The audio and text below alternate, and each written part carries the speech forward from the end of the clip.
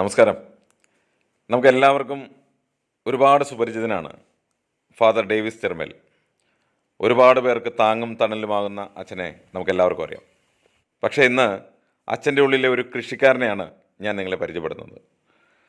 തൃശ്ശൂരിലുള്ള ഉണ്ണിമിശിഹ പള്ളിയിലേക്ക് ഏവർക്കും സ്വാഗതം.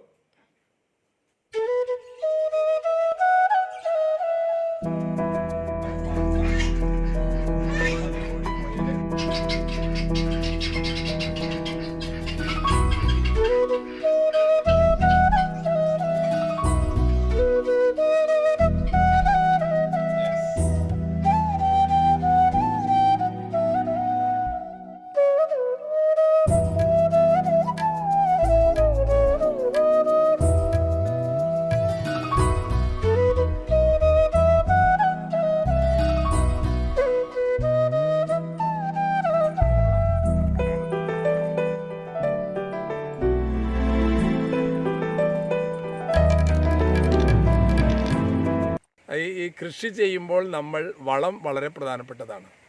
വളം കൊടുക്കാണ്ട്, കുട്ടിക്ക് തീറ്റ കൊടുക്കാണ്ട് പാല് തന്നില്ല നമ്മുടെ കാര്യമില്ല. പശു കമ്പനിയുടെ ജലാറ്റി കമ്പനിയുടെ ആ എല്ലുപൊടിയാണ് ഇവിടെ ഈ കൃഷിക്കൊക്കെ ഞാൻ ഉപയോഗിച്ചിരിക്കുന്നത്. ഇന്നിപ്പോൾ ഈ വർഷം അടുത്ത വർഷത്തേക്കും അത് വലിയൊരു നേട്ടമാണ്.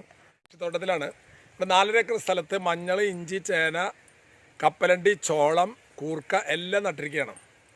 വേസ്റ്റായിട്ട് കിടക്കുന്ന ഒത്തിരി സ്ഥലങ്ങളുണ്ട്, തരിശു ഭൂമിയായിട്ട്. ഇത് റബ്ബർ എസ്റ്റേറ്റാണ്. പക്ഷെ ഇത് റബ്ബർ എസ്റ്റേറ്റ് അല്ല. ഇതിപ്പോൾ ധാരാളം പച്ചക്കറികളും ജൈവ സാധനങ്ങളും വളരുന്ന ഒരു മനോഹരമായൊരു പൂന്തോട്ടമായിട്ട് മാറിയിരിക്കുക.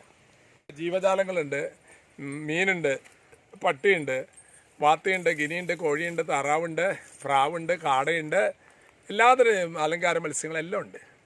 നമ്മൾ ജീവിക്കുന്നത് അങ്ങനെ ഒരു ആവാസവസ്ഥയിലായിരിക്കണം. വെറുതെ കോൺക്രീറ്റ് കെട്ടത്തിൽ ജീവിച്ചാൽ നമ്മൾ സിമെൻറ്റ് കട്ട പോലെ ഇരിക്കും. ജീവനുള്ള ചെടികൾ, ജീവനുള്ള പക്ഷികൾ, മൃഗങ്ങൾ ഒക്കെ നമ്മുടെ കൂടെ ഉണ്ടാകണം. അവരിൽ നമ്മൾ പഠിക്കേണ്ടത്. അവരുടെ സ്വഭാവം നമുക്ക് ഉണ്ടായാൽ മതി.